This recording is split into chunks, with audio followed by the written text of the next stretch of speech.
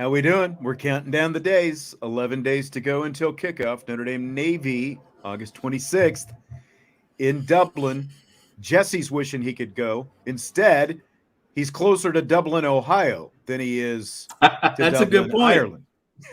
Ireland. I just thought of that. Yeah, that's a good one. I'm even closer to Dublin, Ohio today as I am in the Columbus area.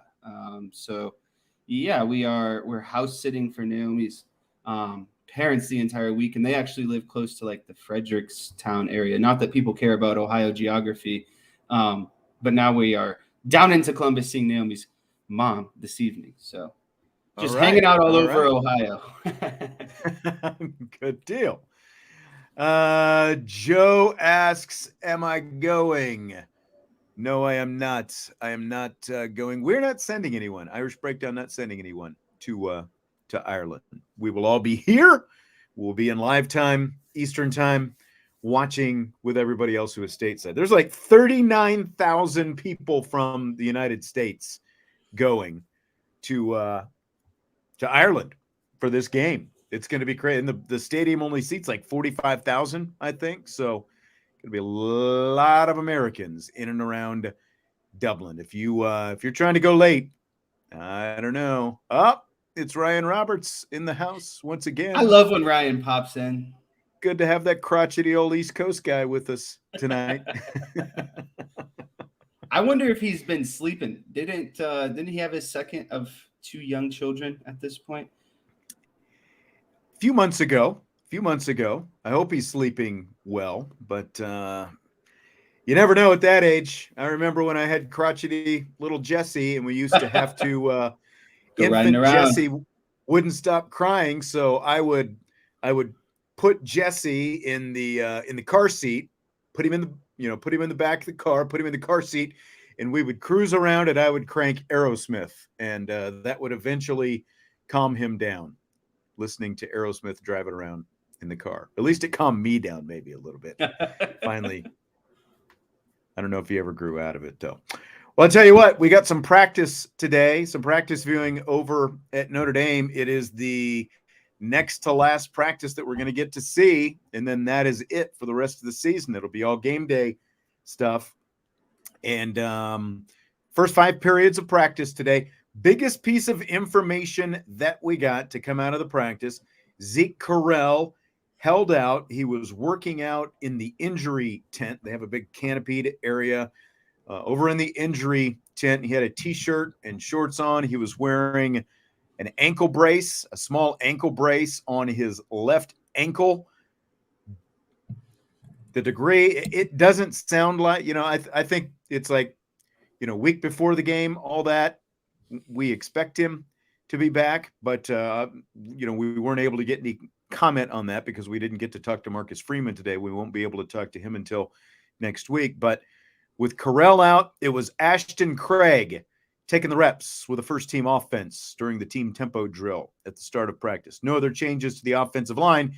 It is Pat Coogan at right guard, Rocco Spindler, or at left guard, rather, Rocco Spindler at right guard, Joe Alt at left tackle, and Blake Fisher at right tackle. So most interesting thing, Jess, and again, we obviously don't know the extent of this, but they were without a significant offensive lineman, Jarrett Patterson, against Ohio State to start the season last year. Ohio State is different than Navy. You want to be with all your guys out there, but it's never good a week and a half before the first game when you've got a potential starter standing in the injury tent with a kettlebell doing some workouts over there instead of taking reps out on the field. Yeah, I'm not going to sugarcoat this one. It is not ideal to be without your center, because to me, the most two important people or players on your offense it's like 1A and 1B for me. Quarterback is 1A and your center is 1B. And, every play, both of those guys are touching the ball. And not only that, but your center is like the middle linebacker of your offensive line. He's setting protection. He's calling out blitzes, essentially what kind of blocking they're going to get into. It's a lot to lose your starting center. And it's a lot to ask of the backup center, potentially, to have to step into that role. But I think the only comforting thing that comes out of this for me is the fact that they have a lot of guys who have worked at different positions across the offensive line. And I think that's where it comes in handy when you have the depth at both of these guard positions, because a center is going to be someone who's got to be, able to pull as well. And so you're not going to probably put your tackles down in the center position. So it's good that they have a lot of depth across the guard positions right now. So I would say that that's the only kind of, shining light on this not so great kind of situation. Like, no one can replace Zeke in my opinion. And so it's just, it's not ideal right now. But I would say another positive is that he is doing things to work out during practice. It's not like he's immobile or, basically right. And at all. He's doing things, and that's a good sign too. It's not one of those really big walking boots, like a literal boot. It is more like an oversized brace that's giving the ankle support. I wish I had a picture of it, but we're obviously not allowed to take those kind of photos. But again, Ashton Craig was taking the reps with the first team offense with Zeke Correll out. And the rest of the offensive line was exactly the same.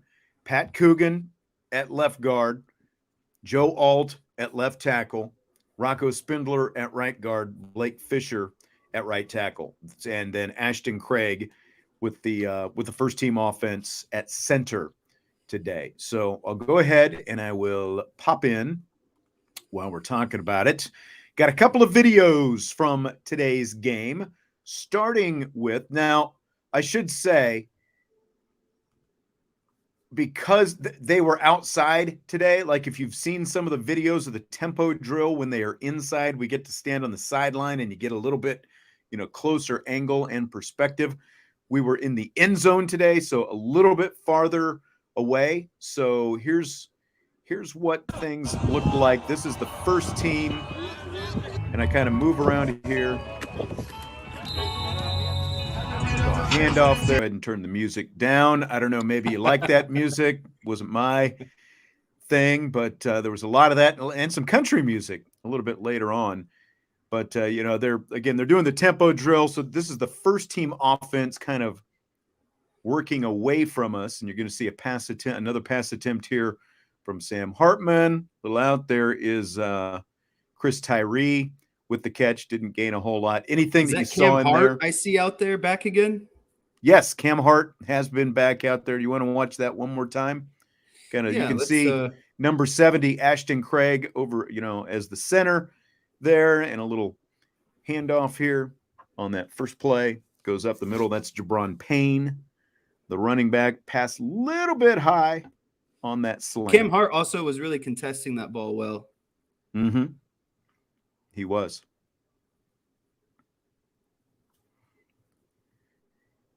And so we will see one more, or is it two more? Yeah, another handoff here. Not a whole lot. Yeah, another run play coming out of there, but you can kind of see the guys on the offensive line and who some of the wide receivers are. That's Jaden Thomas out there, wide to the right. And there is Jabron Payne offset in the backfield. There's, again, is the pass to Tyree. And who was that? Who was that trying to set that block? Could you see that out there on the edge? Tobias.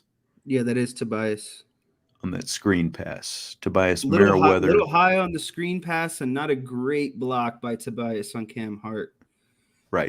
What's interesting to me about tempo is it's, to me, if you're having a bad day, it's a hard drill to get into, because regardless of outcome, you're still moving the ball, like you're completing every pass or you're getting positive yardage every play. Do you know what you get what I'm getting at there? Yeah. So it's like even if you're not really doing well or having a good successful tempo period, they're still moving the ball forward. And so it's like, I don't know, that always felt kind of weird to me. It's like kind of counterproductive. Like, you're not really earning those yards. So like, it doesn't really replicate a real game-like situation to me. I just kind of a mental thought there. I would say, maybe they looked a little lethargic today, an afternoon practice. They've been, grinding at it for a while. They had yesterday off, so maybe after yesterday off, kind of trying to get back into the flow a little bit. They're going to go the next few days, at least through the end of the week, and then let me see if we have the practice schedule after that. I don't know if they'll give them the full weekend off. That like they've been. You've talked about what it's like at this, at this point in camp before, Jesse. Yeah, I think we were talking about like tired legs and camp arm and all that different kind of stuff last week, and I think they're kind of feeling it a little bit, and they just kind of looked it a little bit today. Yeah, I mean, this is basically the last week of camp, because starting whatever, if it's going to be Sunday, I'm assuming it'll be Sunday or Monday. I don't know if Marcus Freeman is going to get into getting them into the rhythm of the season, because usually they have Sundays. Is it Sundays off, or do they take Mondays off? No, they've been doing Mondays off, right? So I'm interested to see if he gets into I'm just in camp mode right now. We'll find out. We'll find out what that looks like. But yeah, once the season starts.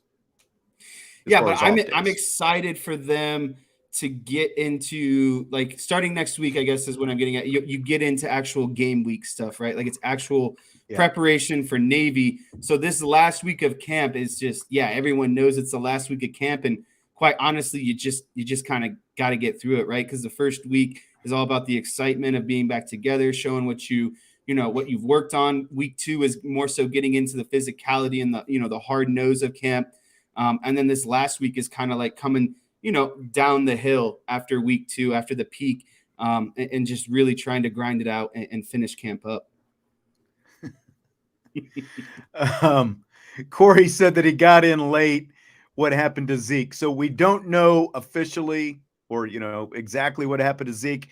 I believe he tweaked this ankle either it would have been last week, I guess, because it is just Tuesday right now. Tweaked the ankle a little bit. He was wearing like an ankle brace on the left ankle today, t-shirt, shorts in the injury tent. So not practicing. We don't know, and we won't know. We won't be able to ask Marcus Freeman until next Monday. That's when Marcus Freeman, because as Jesse was just alluding to, then we get into game week type situation. We get into the flow of the week. We'll have a Monday press conference, and that'll be the situation throughout the remainder of the season. They'll have the Monday press conference. I believe they are doing player media next. I can actually double check it here so that I don't speak out of turn. They will have player media next Tuesday, and then they will depart for Ireland a week from tomorrow. Next Wednesday is when they go. They're leaving on Wednesday, and I believe they were talking about, and we'll, kind of get a little bit more fill of the schedule, I think, as well from Marcus Freeman later on. But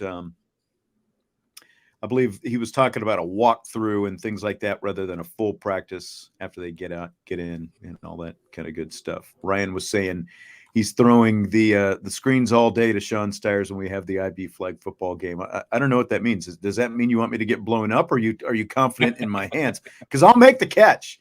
Jesse knows I'll make the catch. It's just a matter if you get around the edge up the sideline or not. Yeah, at this point, the old agilities are not there. That's a thing of the past. Let's take a look at the second team. They're going to be coming at us this time. Steve Angeli. There's the great one. Jaden Greathouse. I'll put that on mute once again. You can kind of see you've got a look at kind of what the defense looks like a little bit more with the offense coming at us. But we've got another pass there from Angeli. Looks like a running back out of the backfield. Mm-hmm. Oof. That was kind of bracketed coverage there. That's what I was getting ready to say. That was not – I thought I had a little bit more than that, but apparently I don't. There was not a whole lot. I'll go ahead and play that one more time. I thought I had a couple more plays than that. I really like this route concept here, though, with both these guys. Kind of one's working underneath, or like a shallow kind of under a cross route, and then it looked like Salerno was working more of a deeper post. I liked that play. I liked this next one. I like the way that Angeli gets the ball out quickly, to his back out of the backfield. It's covered pretty well. Number 3 was going to make a tackle there. And again, this one I don't like much at all because it looks like 34 Drake Bowen actually got underneath that route a little bit, and he's got the cornerback or safety there kind of over top. So this is again, he's basically bracketing this. And to be honest with you, if Drake Bowen kind of reads that just a little bit quicker, he's probably taking that for a pick 6. Yeah. He's going to jump that. That's right. Yeah. And so, but still a good on Drake Bowen to actively get in that throwing lane there. That was just a really good, quick play recognition. He's over the center and he gets all the way outside of the tackle box by the time he gets his hands on this play. So really nice play from Drake Bowen, actually. But at the same time, you were alluding to it when we were talking about all the blitzing last week. At this point in camp, like the defense knows what the offense is running, right? They know the offense inside and out. Right. They should have pretty good anticipation of what's coming most of the time, don't you think? And I'm not trying to take anything away from Bowen, but I'll let you handle that. No, yeah, and that's again we've talked about this kind of the last couple of weeks in terms of camp, right? Like the offense, or sorry, the defense is at a clear advantage because the offense's base is what it is. Like you can run different routes and maybe some concepts out of it, but it's primarily the same base offense, right? And so when the offense is doing the same thing over and over, it's easy for the defense to kind of be like, oh well, I've seen this before. I kind of know what's coming, and then it's obviously easier for the defense to work on a lot of stuff because they're working on different blitz packages and stunts and schemes and things like that. But relatively speaking, the offense isn't changing drastically, throughout camp. So the defense is at a clear advantage, really, in my opinion. But it's really nice to see Drake Bowen progressing as quickly as he is. Like this guy's already, Absolutely. amongst the second stringers and out there moving with good play recognition. And that's what you want to see out of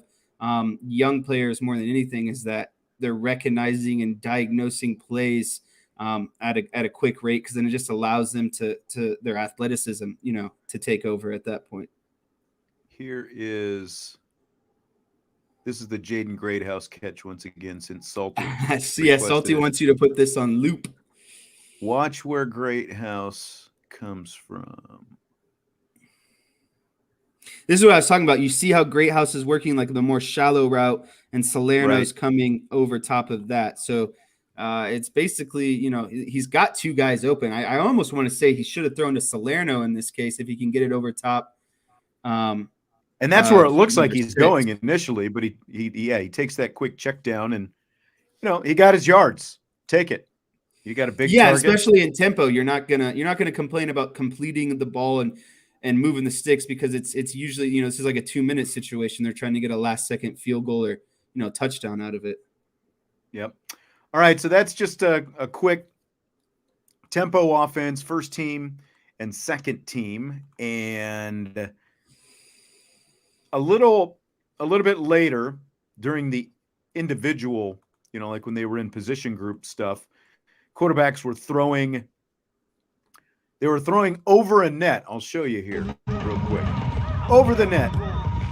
Oh, that's it's funny.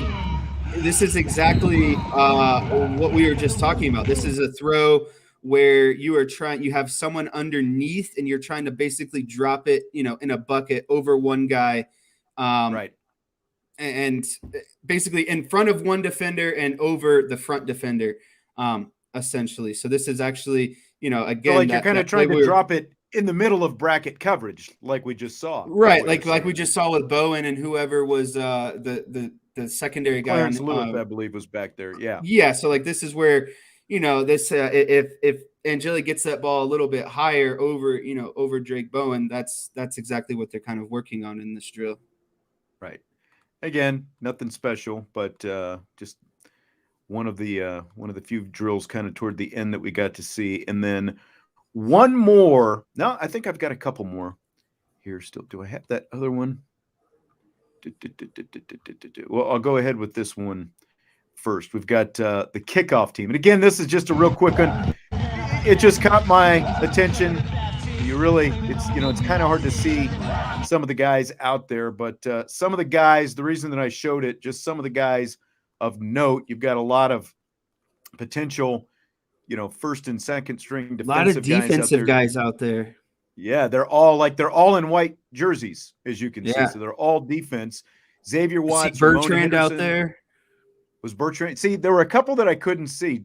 Jordan Botello, Tui Alamaka, DJ Brown, Thomas Harper were among the guys. Doesn't that speak to Junior's athleticism, though? Like he's going to be a defensive lineman this year, and they still value his athleticism to go out on the kickoff team. Absolutely, and I think that you're talking about a great athlete, and he and Botello both play the same position. And are they right next to each other? Not quite right next to each other. You're right. Somehow I missed Bertrand. He's right in between Botello and two. That's Kaiser. That's Kaiser, not Bertrand. Oh, sorry, yeah. Kaiser. Yep, you're right. Yeah, 24. Still one of the starting linebackers, I guess, is ultimately what I was getting at. Yeah, exactly. So, like I said, that was the main reason that I put that in there, and I thought I had. I can't remember if I did it or not. Let me see. No, I must not have had the other one. It wasn't anything great. It was just, some receive when they do the 4 quarterback drill, there were some, receivers, catching passes with no defenders. And I think that's why I left it out, because of the fact that that's pretty much all they were doing. So those were kind of some of the highlights. Again, a 5-period practice. Unfortunately, the news of the day to come out of practice is the fact that, again, Zeke Correll was not able to practice today, had an ankle brace on his left ankle. So you had Ashton Craig out there taking the first team reps, and it continues to be Pat Coogan and Rocco Spindler at the 2 guard positions. And that's what, like, as you look, you've got great experience and great talent on the outside with the 2 tackles, especially as we look at this opener against Navy. You've got talent. But if Zeke Correll, and it's a big if right now, but if Zeke Correll is not able to go, and then you've got Coogan and Spindler next to him against Navy, you've got a lot of inexperience in that interior against Navy. And we saw last year that Navy likes to bring a lot of heat. So that could... Yeah, that doesn't go That's just going to be something to keep an eye on next week. You're right. And Navy... say what you want about, overall wins, losses, talent, athleticism. The one thing that they will consistently be to try to make up for that void is disciplined. And their defensive line is going to be very disciplined. And if Notre Dame's offensive line isn't going to be without their starting center, the guy who's kind of like the glue or the orchestrator or, the maestro, it makes it that much harder because, again, of how disciplined Navy is going to be. And then you start throwing in the fact of maybe, mixing in stunts and blitzes. It could get to be more of a headache or a longer day than people might expect if some of that starts to happen.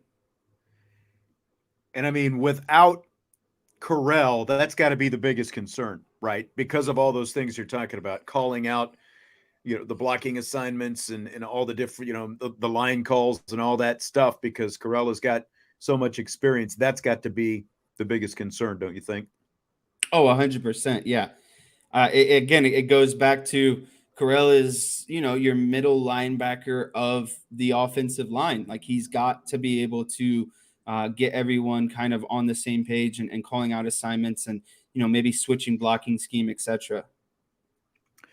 Ryan said Navy had a nose tackle on the freak list. I haven't seen the freak list yet. I haven't had time. I saw just something earlier today that it came out, and Riley Mills is apparently on it again. But that's again, that's going to be something to watch. You've got a Navy nose tackle on the freak list, and your starting center, if you're Notre Dame for the season opener, as of right now, is injured. He looks like, and I'm not going to speak for anybody, but just kind of the way he was moving, you would hope that it was a case of, if the season started today, he'd probably be out there, but it's a week away. So why put him out there on the field? Just let him rest a little bit and get Gives healed us something up to and talk get ready about to go. too. That's exactly right. That's exactly right. And that's what it's all about, isn't it? Gives us something to talk about. Yeah, we got to be All able to right. provide that exclusive content day after day. Yeah, no doubt. No doubt. Well, I got a few more comments from Marcus Freeman, some that we didn't get to yesterday, some that I found. Derek said Jesse was number 79 on the freak list. Now we're talking athletically freaky. We're not just talking freaky. I think Freaky that fresh. applies for both for me. Oh, okay. Okay. I forgot. All right. So some comments from Marcus Freeman. One of the things that he talked about after Saturday's scrimmage is the physicality of his team. And he really likes the physicality of his team. We've seen some good physicality from the Irish during this training camp. And here's what he had to say about it. It's a physical bunch. It is a competitive, physical, passionate bunch that we are still pushing to reach its full potential. And that's just been, I constantly tell them, that's the challenge that we have to focus on is every day continuing to improve to reach our full potential, right? The result of that is the result of that. As like I said today, like, I know it's a jersey scrimmage, and I said, why are we having a jersey scrimmage? What's to get the blue jerseys? But earning a blue jersey is a result of winning the interval, is what we say, right? And that's got to be their focus. Don't worry about blue jerseys and all those different things. Focus on doing your job on his very first play with the effort and attitude that we demand. And so that's kind of what I'm just pushing this team to continue to focus. Don't worry about. We're not even at the point of playing Navy right now. Let's continue to focus on today and really improving and fixing the issues that we have with urgency so that when we play Navy on August 26th, this group is as close to that full potential as they can be. Jesse, when I think about last year's team, I'm not sure physical is probably the first thing that comes to mind when I think about it. Yeah, like how you're chuckling. What would it mean to you if this year's team is demonstratively more physical than last year's team? Yeah, to be point blank with you, I think Marcus Freeman had an expectation of what he wanted this team to be physically last year. And I think it's something that he wants this team, to be the backbone of this team, is that, even if on their bad days, they're still going to make it hard for you physically, right? Like you're still going to have to show up and play a tough physical game no matter what. And I just remember that going into the Ohio State game last year, something that Marcus Freeman kept talking about. And I don't think that they quite lived up to where he thought they were going to be last season. And so to me, it seems like it's a clear emphasis this year of Marcus Freeman of being more physical. And what more physical to me is quite honestly, it's broken down into three phases, really. And there's only two phases that ultimately matter. The point of contact. So when the ball is snapped, what are you doing on the offensive and defensive line to get that initial punch, to get that initial push? You should be gaining. If you're the defensive line, you should be gaining yardage into the backfield. And if you're the offensive line, you should be pushing that defensive line back onto its heels and gaining ground. And then phase two is that intermediate level of, sustaining your blocks, to allow the quarterback to sit in the pocket physicality wise. And then the third one for me, the third phase, comes more so on defense in the terms of physicality of finishing off your tackle, right? Like wrapping a guy up, thudding a guy, and that be, no missed tackles and getting him down, getting the runner down on that first initial contact, right? Like it shouldn't take a broken tackle or, whatever. It should be a guy thudding a guy up and the rest of the team swarming to take him down to the ground. So to me, that's what physicality it looks like. And again, it's more importantly how you start it and how you finish it. Are you getting that initial push on the offensive and defensive line? And then again, more so defensively, are you finishing off the play and finishing tackles? Yeah, and there is a difference between playing physically and playing aggressively. And I think that we saw some aggression last year, but it wasn't necessarily always physical. And I'm talking more specifically on the defensive side of the ball, and even on the offensive side of the ball. We've talked about it before. Like, it took Harry Heastand's offensive line a while to get going before they really stepped up and started becoming more physical. But even then, they just didn't feel like like the Mauler kind of offensive line teams that Notre Dame has built a reputation for having. That didn't feel like it was there.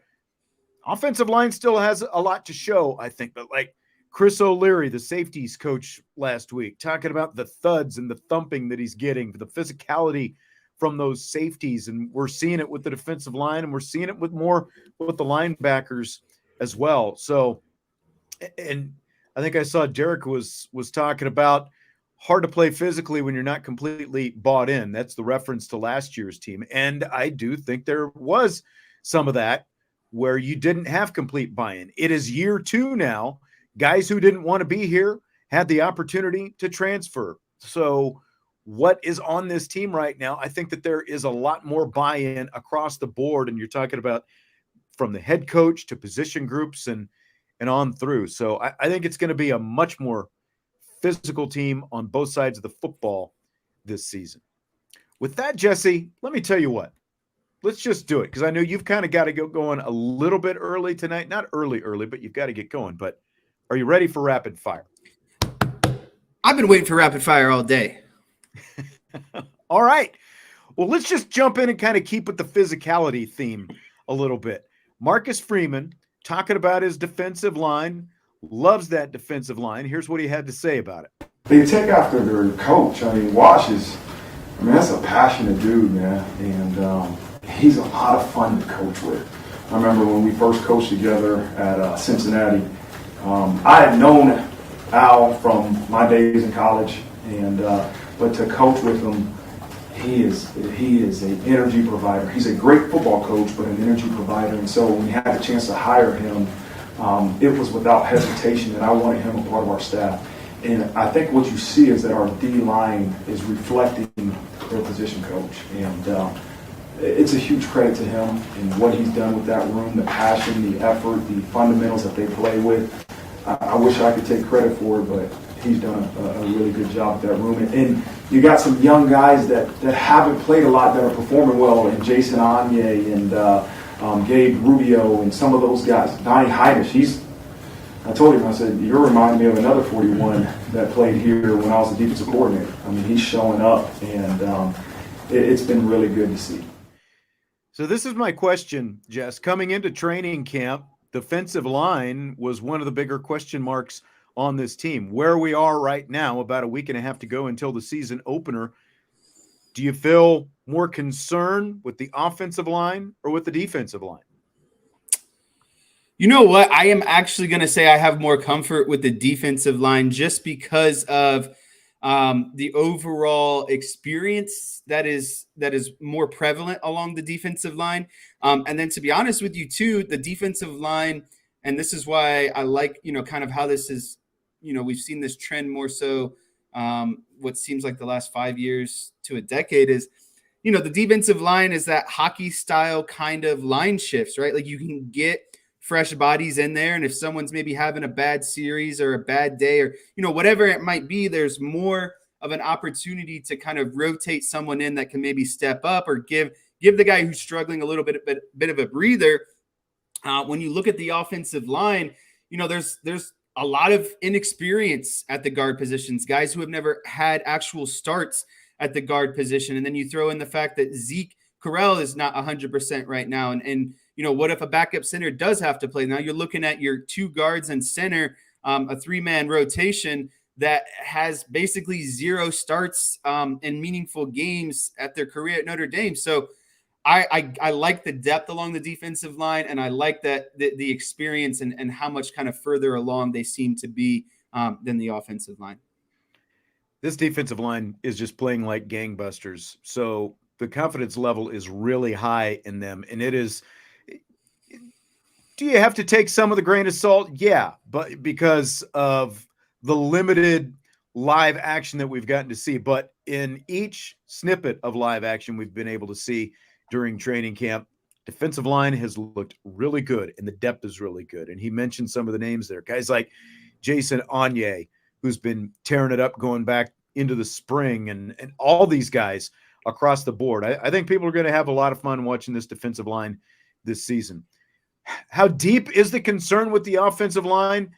Again, it's hard to gauge. Is the defensive line that good? Is the offensive line still just figuring things out because of the fact that they've been rotating some guys in and there is some inexperience in there? It's a good question.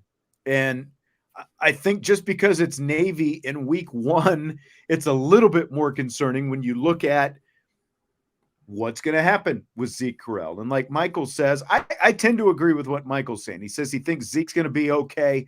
We'll sit out this week, and hopefully next week he's around 100%. Even if he's not 100%, if he's 90, 95%, I think that should be good enough. John brings up a good point. Are we going to pretend Zeke was good at picking up those blitzes last year when he was playing with 2 very experienced guards? No, but remember, but that experience last year is going to make it this year so much more easier. Right. That's exactly right. And he does look like an improved center, what we've seen from him in trade. And that's what a full season of experience is supposed to get you, right? He's supposed to be better at that now, and he is better at that now. Yeah, and he's supposed to take his you can say he had issues, but he's got a heck of a lot more experience than Ashton Craig potentially coming in behind him if Ashton Craig is thrown into the fire.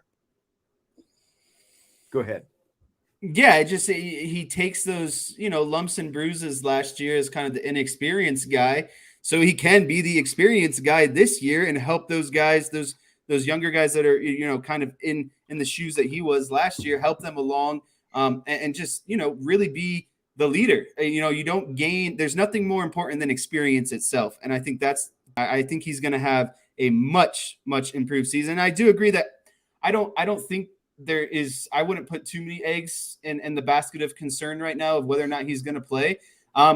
I would just say more so that you got to be prepared that he's not going to play, right? Like, you got to be prepared for that. And so the fact that, that someone else is getting those reps in and he's doing the things, the steps necessary to quickly kind of, recover from whatever he's got going on. All of that is optimistic, but it only takes one tweak against a team as disciplined and physical as Navy. So you just got to be ready. You got to be comfortable for, whoever goes down, that someone can step in and be ready.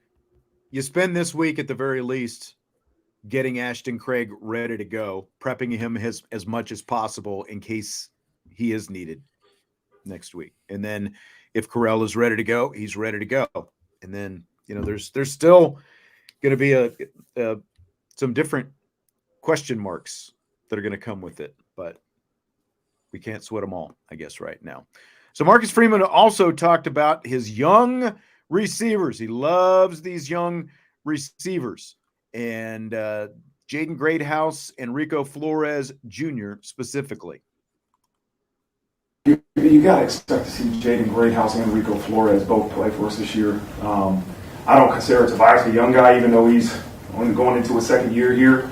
But those 2 young guys I would see having to help us immediately. And they've shown the ability to do so in practice. Braylon James has had a good camp, but we'll see how that progresses with Braylon, but I really think we'll see Greathouse and Flores. I found it interesting, just the choice of words, and you can always read too much into anything, I guess. But he says Greathouse and Flores will have to help them. What does that say to you? I think what that says to me is they had kind of a plan A, and I think plan A was giving some of those, older guys with some more experience a shot at it first. Some opportunities. Yeah. And the fact that we haven't, and this is just an example, one example, the fact that, Colson wasn't with you're still thinking basketball. Deion Colsey. Sorry, I got him all mixed up there, but Deion Colsey not getting a real shot, when you guys saw them first and second string out there, I think kind of speaks to why Flores and Greathouse are going to get their opportunity. And it also shows that they need guys to be playmakers at the wide receiver position. And I think those guys are more dynamic and can provide some of those bigger play opportunities. I think when they want Sam Hartman to step up and throw, they want him to throw with a purpose, right? Like they want that potential for a big play. And I think you have a better opportunity with that, with guys like Greathouse and Flores on the field, maybe compared to some guys who haven't capitalized on the situation as much as they should have. These guys came from good programs. They were highly rated wide receivers. We saw what the wide receiver room looked like last year. Didn't always get a lot of help from the quarterback position, regardless of who the quarterback was. They're going to get a lot of help from it this year. But these guys obviously enrolled early in the spring, and they showed themselves in the spring, and they have continued that into the fall. And just where the receivers room was, and I agree with what you're saying, other veterans have had opportunities, whether it's Colsey or whoever you want to talk about. And they just haven't stepped up to be made there. That's right. Vince and I talked about him a little bit yesterday. I just don't think, like, I still see Colsey at the very least in a role similar to what he had last year, being that possession guy, a guy who can come in and maybe, make a big catch for you on third down and potentially move the sticks and that kind of thing. But I just don't see him being a volume guy right now. And both of these guys, Greathouse and Flores, they've been really impressive for freshmen. Like, this isn't just like you see a highlight here, a highlight there, and then people say, well, they were highly rated. Why aren't they playing? They're going to play because they've been making plays since they stepped foot on campus back in the spring, and it didn't stop during training camp. The ability's there, and I think that they're going to have every opportunity to show it this season. So it's pretty exciting when you think about it, because, again, when you think about all these seasons where why isn't the freshman, this talented freshman out there, we're going to see him this year. And I thought of something while you were, giving your input there.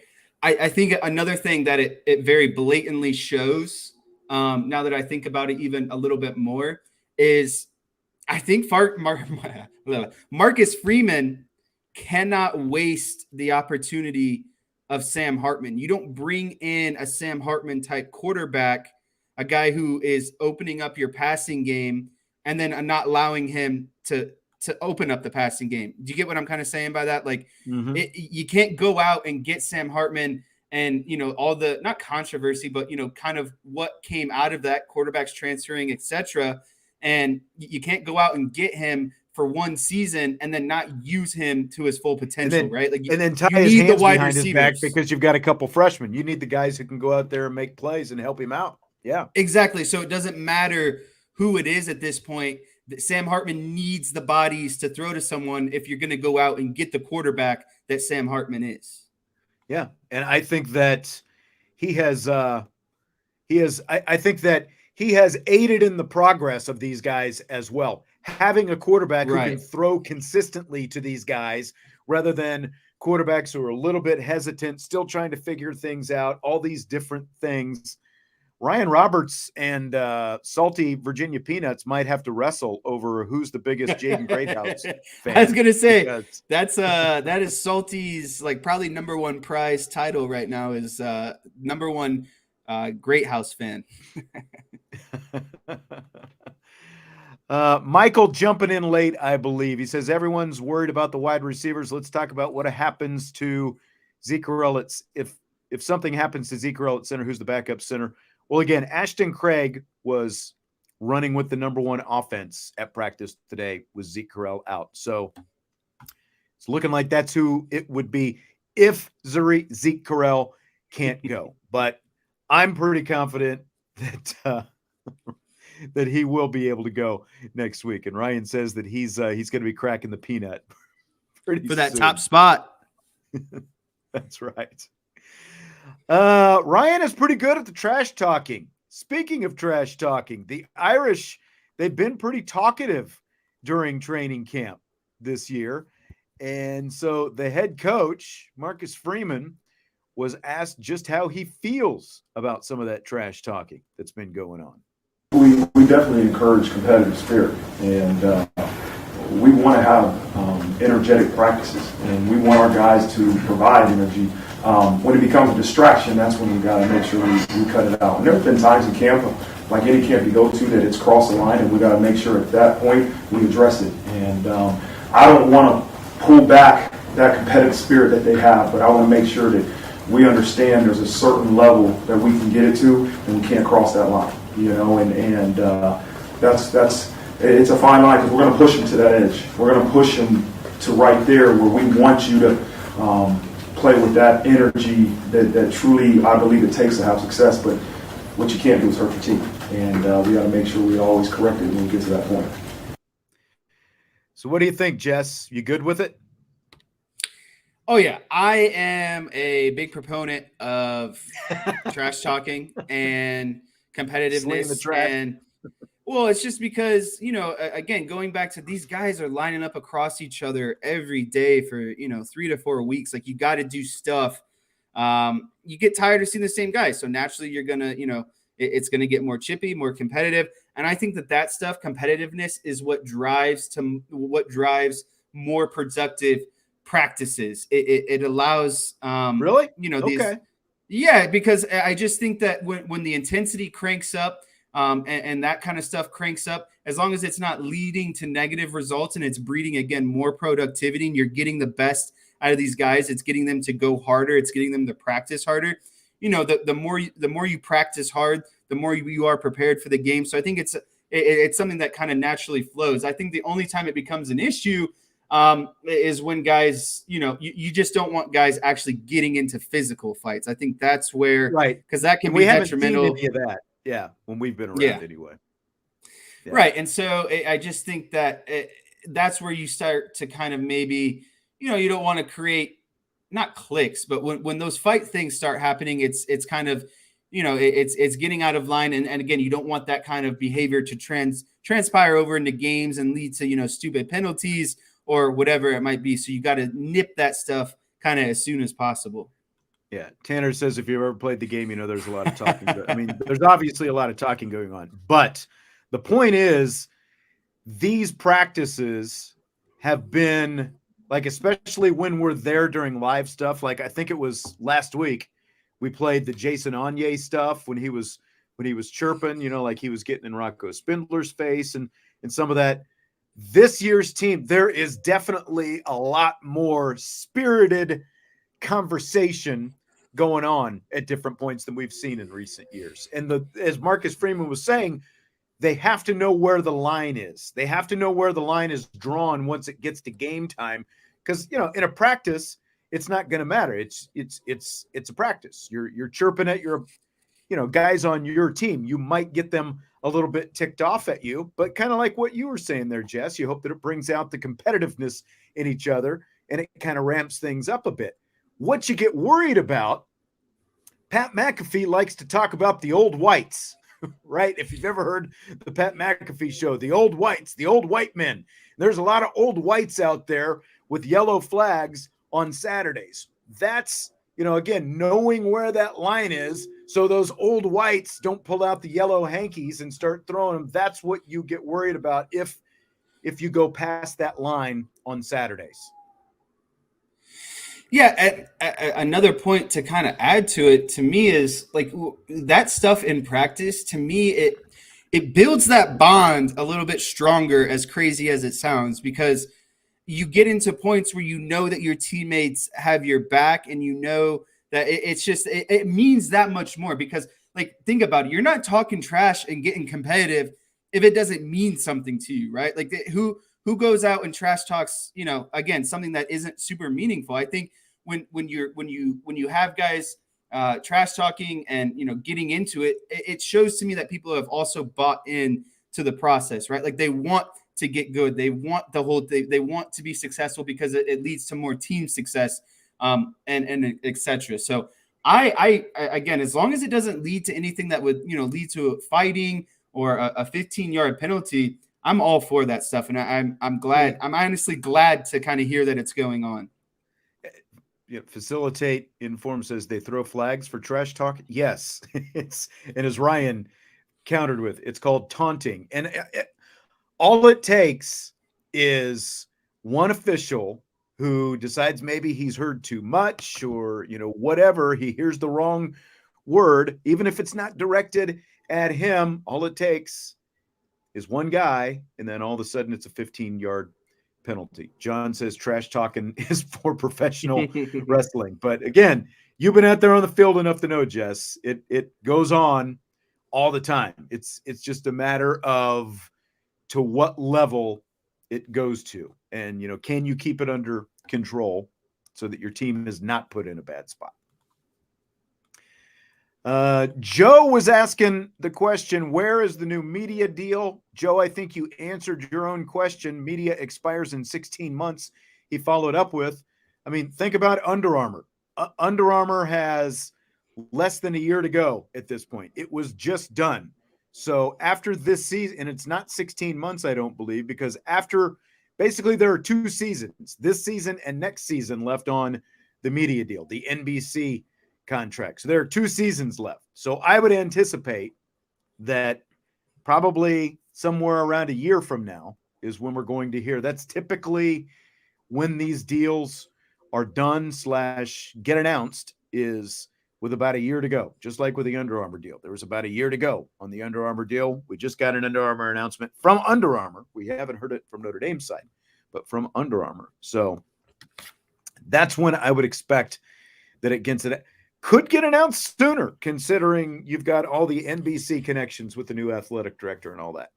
I don't know, but we'll see. I said I feel like you always, if you're Notre Dame, you want to be in a position of bargaining power, but at the same time, it feels like all this other stuff has kind of calmed down because Florida State was out there chirping and everything else. They have passed the point where if they wanted to go to a different conference next year, I believe today was the deadline for them to announce that intention.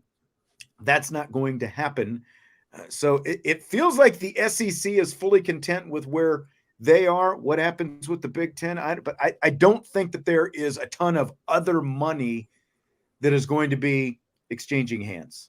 So that's just kind of how what it feels like, that Notre Dame is the last big TV contract that is going to be done. But as Ryan says, it's 2023 and anything is possible. That is exactly right.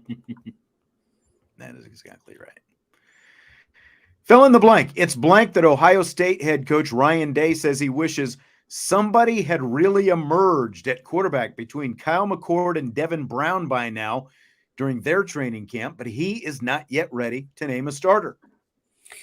It is great news that Ohio State is still deciding who their starter will be, because what that means is there is no clear-cut guy head and shoulders above everyone else. So what that means to me is it likely sounds like you have 2 average to above average quarterbacks. I don't think that they have that elite guy that Ryan Day is accustomed to having, ever since he's been at Notre Dame. So, yeah, it's concerning for Ohio State, but it's great news for the rest of college football because I would be happy to see Ohio State have a down year at quarterback for once, right? Like it seems like this entire, 2000 from 2000 to 2023, it doesn't seem like they've had a bad quarterback, and that's a luxury to have. And so I just think that's great news because it sounds like both guys are just about average and no one's really stepping up and being that elite quarterback that they're used to having. Yeah. Derek says, what if they're both elite? Can they both be really that elite? That's what I mean. I feel like you don't have this issue. You don't come out and say this if you have 2 elite quarterbing battling it out. I think it's more your so answer is going to be different. Yeah. Yeah. It's like both these guys are great. I'm having such a hard time, figuring out I could go with both of them. But when it's saying like, I can't really decide between the 2, it's like, I just think that they're more average than. I agree with what you're saying. Ohio State has just had an embarrassment of riches when it comes to the quarterback position, just passing the, it's like USC football used to be until basically until Pete Carroll left, you passing the baton, one Heisman winner or, one Heisman contender to another. I'm speaking more Heisman winners with USC, but, with Ohio State, all these guys drafted at the top of the draft. So it is 5 weeks from now that Notre Dame and Ohio State play at Notre Dame Stadium. And the fact that Notre Dame has a quarterback like Sam Hartman ready to go, but Ohio State is having trouble figuring things out between these two guys, I think that it is great news for both Notre Dame and for the big, the rest of the Big Ten and for college football. The college football community. If maybe think about it. Ohio State and Alabama could both have major quarterback issues this season. Wouldn't that be good for everybody if that's how it actually plays out? Like, when's the last time that one of them, let alone both of them, had this same issue in the same season? I'm going to go out and say it's been a long time. Yes, exactly right. College football writer Brett McMurphy says the Big Ten should add Stanford in everything except football, and that Stanford football should play as an independent or in a group of 5 conference. Then maybe the Big Ten could add them in the future, while the rest of their sports, the Olympic sports, would play in the Big Ten. Do you buy or sell any of this? This is just a big circus of an answer for what Stanford should do. And to be quite honest with you, I for the majority, not that I dislike Brett McMurphy, I'm indifferent on him and what he does, but it's just, that's such a homer Big Ten take to say, Stanford should do this and this, and then maybe the Big Ten will consider adding Stanford after they've proven their worthiness to the rest of us. Like, come on, man. Like, that's just such a stupid answer, in my opinion. Why is Stanford just gonna linger around for a couple of years, maybe try this or that out? And it's like to them it's an open audition to come join the Big Ten or something like that. It's a very Big Ten answer to me, because the Big Ten just thinks so highly of themselves and that they're this great football conference. But it's like you're so top heavy. It's just you're 2 teams every year, and your conference is decided literally by 1 game. So it's a big sell for me. And again, it's just a big circus of an answer, in my opinion.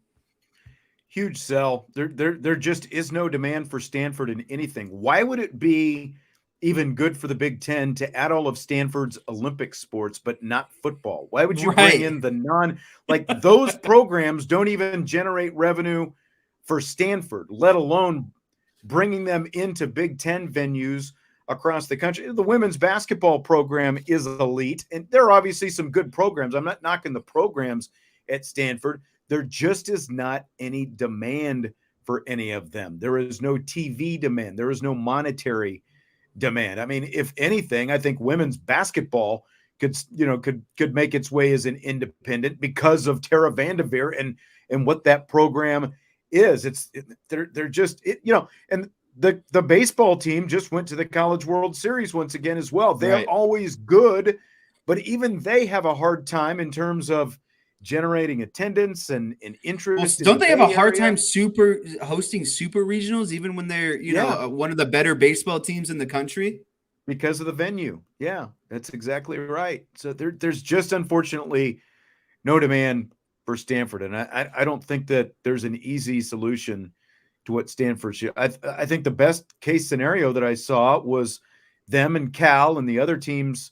The other 2, Oregon State and Washington State, just join up with the American Conference if that's what the American wants to do, because there just is there's just not a lot of demand for them. That's the reason that they're out there on their own right now on that island. I guess they're not completely on their own. They do have Cal out there, but Cal is in even worse shape than them. Jerry Rice has proposed a quote-unquote upper room for the Pro Football Hall of Fame to distinguish the elite Hall of Famers from everyone else. Do you buy or sell it? I chuckle when I read this question.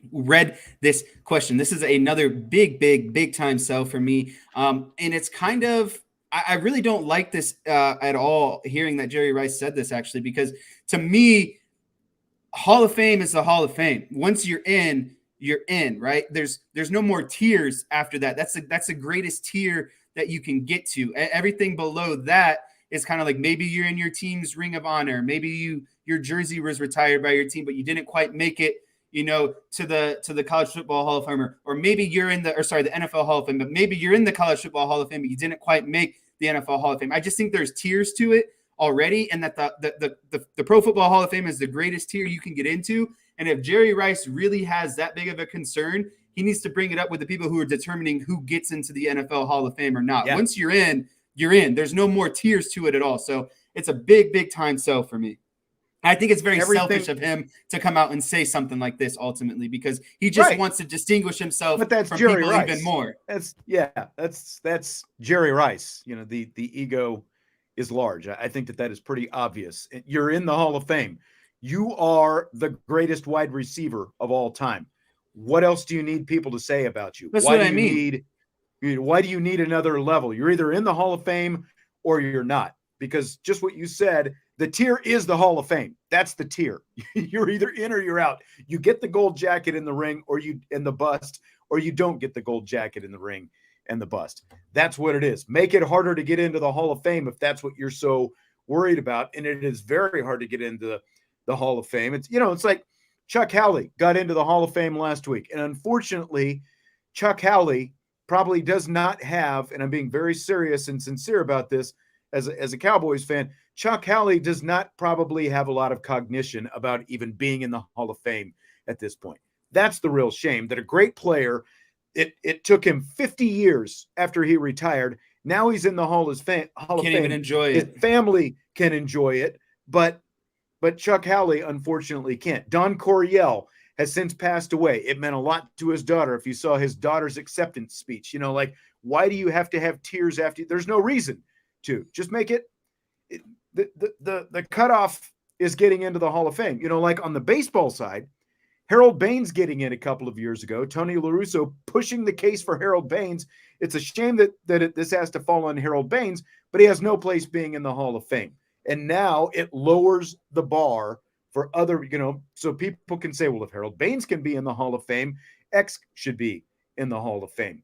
That's what it is. It's the lowering of the bar to get into these different Hall of Fames that people need to look harder at. Yeah, it seems like Jerry Rice wants his number freaking retired. Yeah, it's like he wants it retired across all of NFL, it seems like. It's just like, I don't know. It's such a selfish answer. And again, it's the Hall of Fame is the greatest tier you can get to. That's the last tier. There should be no more tiers after that. Yes. Yeah. I want to see Jerry Jones' list of who he thinks, Jerry Rice's list of who he thinks belongs in that top tier, I guess. That would be funny. Yeah. Let's see Jerry Rice's cutoff. And then, I'm sure that there's going to be a lot of 49ers in that room, but let's see Jerry's cutoff. And then let's see who he thinks is, slumming at the next level below him. Like who should be in the room with Jerry Rice? Let's see that list, and then let's talk about it. Fill in the blank. It's blank that Zeke Elliott has signed with the Patriots. I almost took yesterday off of work. It's sad that Ezekiel Elliott will be wearing a Patriots uniform. The Cowboys drafted him. I thought Ezekiel Elliott was going to be a career Dallas Cowboy. And I know that, running backs rarely get, second big contracts with the team, but Jerry Jones paid up. He loved him some Ezekiel Elliott. And I thought at that point that Ezekiel Elliott's, running back life would only be with the Cowboys. So it is going to be very sad to see him in a different uniform, because him and Dak came in together. That was the duo. He had really great seasons. And unfortunately, all those hits and mileages on his legs add up. And I don't blame the Cowboys for not bringing him back. Like, it is what it is. It made sense logically. But it's still sad to see. And it was actually funny. I follow Ezekiel Elliott on Instagram, and he posted on his story, he got rid of all of the hair and he went down to a clean cut again. And I was like, I wonder why he's doing that. Like he went back to a very clean cut. He changed his number to 15, like he back again, like he wore at Ohio State. So yeah, it all makes sense, I guess, is what it means. Like, is what I'm saying now. He's going to a clean cut organization of the Patriots. And I hope he has an impact. I think he still has some good usage in him, whatever his role might be. But at the end of the day, it's still sad. I wanted him to be a Cowboy for life. You're very sentimental. You love Zeke Elliott. I wish that he could have continued the production that he had early in his career. Right. He is kind of like exhibit A when it comes to paying running backs, and why nobody pays the running backs now after having that early success in their career. Ryan, you're pushing getting blocked right now.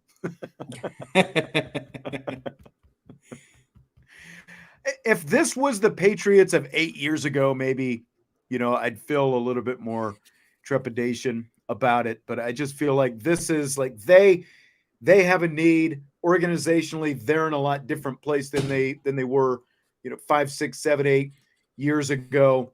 I think it's going to be a lot harder for Zeke Elliott to go in there and have a lot of success. I do think that he can be a nice goal line type running back for him, short yardage type running back for him. Unfortunately, well, also he's a great the burst and blocker. explosion left him the last few years. Yeah, and he is a good blocker as well. That's true.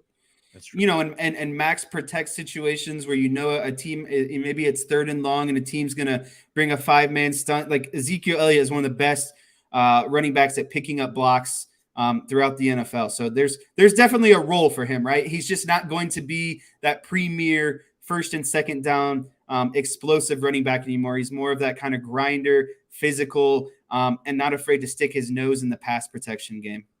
Yeah, it is just crazy. Like thinking about, like when you were, you can probably throw Ryan into this as well. Like when you guys were young pups, like 15 years ago or so, 15 probably to 18 years ago, like running backs still mattered. They were still a big part of your plans as a football team. That has just all changed so much within the last. Well, there's always someone younger, faster, more explosive, and most importantly, much cheaper in terms of what running backs are going to want in that second contract. So me personally, if I was a GM and I was running a team, quite honestly, I don't think a running back would ever get a second deal in my eyes. Again, because you can always draft someone that's just as fast, just as explosive, and again, much cheaper, right? And if you are as good as an organization as you think you are, you should be able to develop those younger running backs kind of, cycle after cycle.